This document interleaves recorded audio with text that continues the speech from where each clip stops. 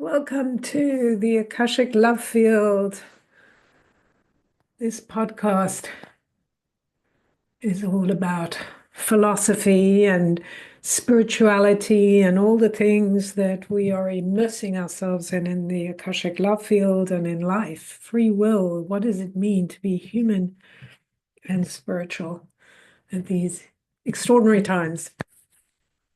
I wanted to talk today about the energy that's moving through us as we are in the portal of the equinoxes of in the Western Hemisphere, Northern Hemisphere, sorry, Northern Hemisphere. We are in entering spring. We're in the belly of the planting of the seeds. And this is such a powerful time and year, 2025. So in March 2025 to April 2025, there's a lot going on. And it's an extraordinary time because there are many planets moving into new places. Neptune moving into Aries, which takes 165 years to go round, and Aries is the first sign. So this is launching new beginnings on multiple levels. Saturn moving into Aries this year. And this is about boundaries and breaking boundaries, about all kinds of things that we have held to be true that are now going to be revealed as choices, as opposed to this is the way it is. I can't change the things. And part of this energy that we're experiencing is a call to really enter our bodies. So we have been human from a distance. Since the decision was made, whatever, 300 years ago, that we would maybe even before, that we would focus on realism, the idea that we have to prove something in order for it to be real. Research, science, it's all based on this idea that it has to be possible from our logical mind. And actually, logic is the last place we go because we decide things based on our emotions. And if our emotions are clouded and confused and sort of discombobulated inside our bodies, we can't make well thought out decisions, right? So even though we're saying we're using logic, it's our emotions that drive us, the energy of what we feel about something or what it means to us. Like, what are we seeking? And most of us are seeking things like safety and freedom, but we have it all mixed up with some story. So we have an emotion, a feeling, and then we attach it to a story. And that story then becomes the reason to support something or to take our support away from something.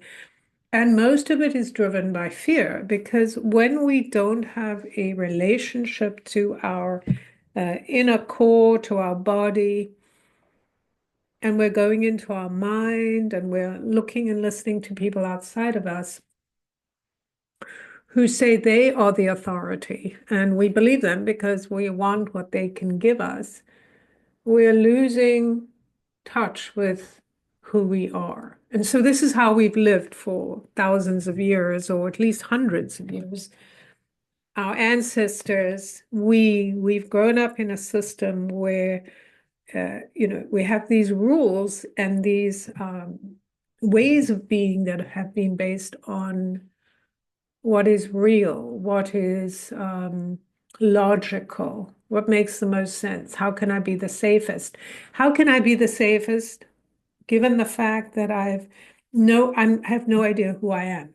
So when children come in and they know who they are, we tell them, no, you don't know who you are. I know who you are.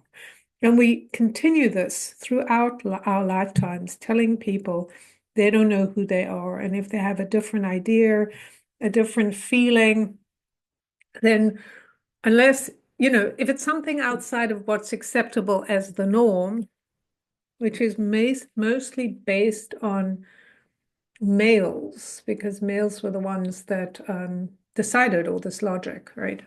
So it's skewered to a certain way of being, and that skewing is basically about, regardless of whether you're male, female, or something else, or child, or old person, or young person, whatever. It doesn't matter your age. It doesn't matter um, your ethnicity, your coding, your physical human attributes. All of it has been based on the idea that you can't know who you are because someone else knows you better. And the reason for those things is to induce fear so that you are afraid. So when we're afraid, it's easy to control us because there's that thing we want. We want that safety and we want that freedom from being controlled. That it's really hard to let go of the thing we're promised by an authority figure or an authority ideology that says, if you just follow what I say and you make sure everyone around you follows what I say, then you will be rewarded. I'll take care of you. So it brings us back to that phrase, especially women can relate to, but I think this is true of all of us on some level or another.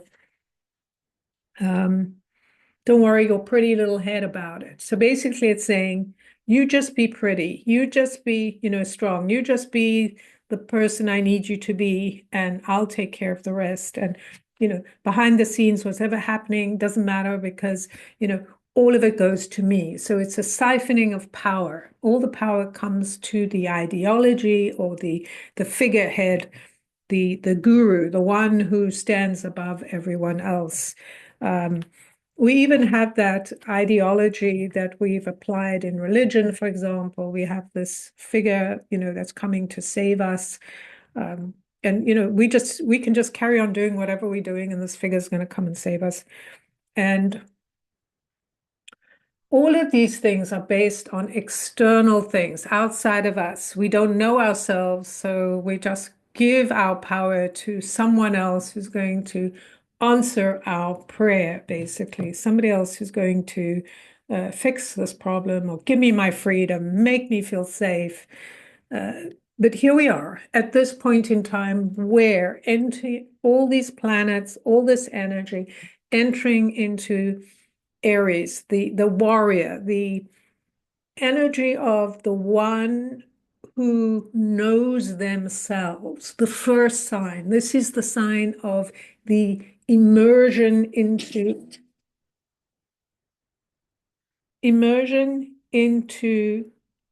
being immersion into the self, right? It's like the initiation. We're going into fire through water. The birth canal, this is Neptune moving in out of Pisces, Saturn, it's expanded imagination and creativity and the parts that we've been hiding and feel imprisoned in, and Saturn who's creating the boundaries in a new way. Do you want to have boundaries that are supporting your birthing as yourself, or do you want to have the boundaries that someone else puts on you, and therefore you have to have all these stories about what's happening so you can feel good about the choice you've made about being imprisoned? I can't help this. This is what I need. Give it to me. I'll do anything, right? So as this energy pushes us into, as we're going through the birth canal of this new way of becoming. So what I am calling, what the Akashic love field is calling the spiritual warriorship, the spiritual warrior waking up. This is me. I need to be seen, the initiator, right, of my own experience, the initiator of my own beingness. And in order to be in this initiation into this birthing of the self, we need to get really in touch with ourselves, right? With our human selves. not the spiritual self that's out there, not the head self that makes logic out of everything we experience and makes stories about everything to rationalize, to feel better about it, but the one who is leading our emotional responses, the part of ourselves, the body, where we've hidden the pain from ourselves. We haven't felt it because if we feel it, it's awful to be feeling the pain of being rejected and of loss and grief and abandonment and not belonging because we needed to conform. All of the energy and emotion that's behind this is what we need to get in touch with because that's the final frontier. That's the new frontier. That's the way forward, is to know myself through my own emotional drivers, right? So when I feel something or I've hidden from something I feel, and so I gloss or I pretend it's not happening, and I just go, oh, who cares? It doesn't matter. In fact, that was a phrase I used a lot in my life to say, who cares? But what I'm saying is, who cares? What I'm really saying to myself is, I don't care about you and your feelings. I care about what I look like to the outside world. Do I look the part? Am I playing the part? Am I showing leadership and, those in charge? Am I showing them, or the ideology in charge, that I'm doing the right thing, that I'm the right person, I'm a good person, and all this bullshit that we do and have done for hundreds of years in order to survive in a horrible environment which demanded so much of us. It demanded that we let go of our awareness of self, let go of really being physically in our body, except for things that we might consider disgusting or pleasurable, like maybe eating, but not knowing why what's happening inside of us, or having sex, or doing all these things that are bringing us in touch with our physicality, the truth of our physical being. And this immersion into the light, into the fire, into the fight, if you will, to stand up and go, this is me, this is what I feel, this is who I am, these are the things I've hidden about myself, and I'm going to take this time to know myself, and not just know myself, but to know myself and reflect it out into the world so I am seen. Because as much as we long to be seen because we haven't, right? We've been denied this opportunity to be seen. We long to be seen by others in the world we're in, because that's how we have realized ourselves. Oh, if somebody sees me, it must be true. If somebody says this, it must be true. If somebody says something horrible to me, well, it must be true about me. I'm this horrible person. So all of this sort of control that stops us from going inside. Oh, somebody says something horrible. I mean, I better freeze and, reverse course and say something to prove I don't care, right? But really what I'm saying is I don't care about myself, right? So when you go, okay, I'm realizing myself and I'm showcasing who I am, my creativity, my wildness, my crazy humanness, the fact that I can get angry, that I will get angry, that I'll act what might be called inappropriately, whatever, according to others, but not according to my wholeness of being this human and spiritual being at the same time, in the same container, with the capacity to make sense out of things, and choose to disconnect from my old history, my way of being, the stories that we have passed down about what we needed to do in order to be free, what we needed to do in order to be safe. And the ultimate freedom, right, is knowing the self, right? When we say to be self-centered, it actually means, yes, we want to be self-centered. We want to be centered within the self. We want to be selfish.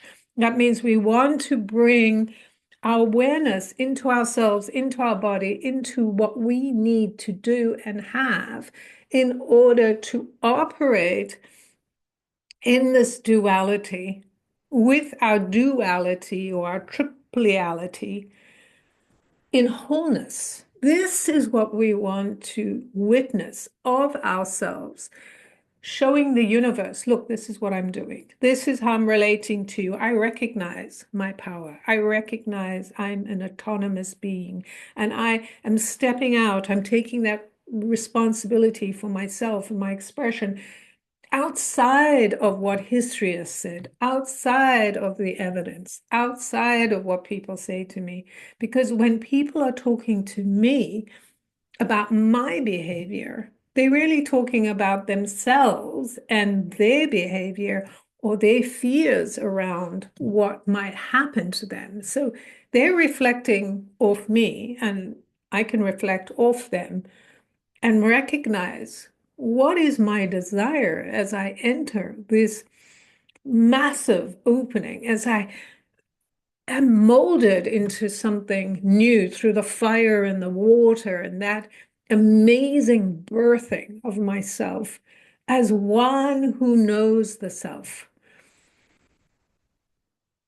We don't know ourselves until we do the things we are feeling inside of us. I want to have this experience. I want to see what it's like if I do this. I want to see if it's what it's like when this happens. So we are very curious beings because we are creators. And because we are curious and we are creators, we want to experience, we want to explore. And in fact, we have to in order to know ourselves. And in the old way, we have known ourselves through others, through what we've been told about what a hero is and, what courageous is and, blah, blah, blah, what good behavior is and all those things. Those are all man-made constructs, right? They are things we created. Those are things we created to survive in a world that told us we were wrong and that we weren't allowed to express ourselves, so we had to hold it in and hide from ourselves. And now the barriers are broken and we can expand all of who we are and be all of who we are.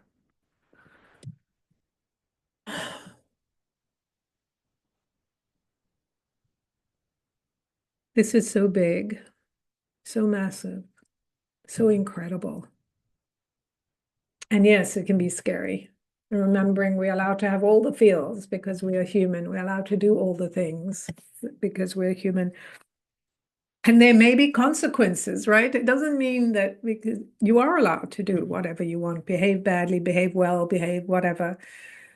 And there can be consequences. You can be kicked out of groups. You can lose certain privileges or whatever. But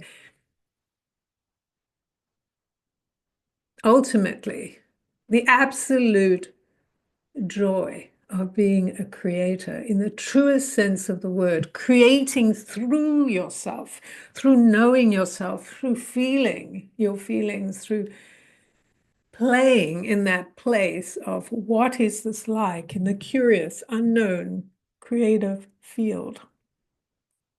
And that's what is available to us. All right. It's big, it's wonderful, and I'm going to stop here. If you have any questions, reach out, let me know. If there's something you want me to talk about, what's available in the Akashic Love Field.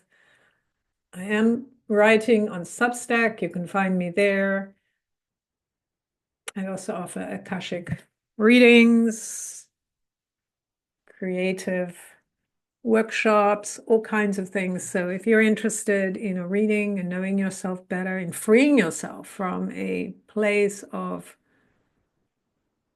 restriction, reach out. Sending you so much love, and I'll see you soon. I'm Jen Duchenne.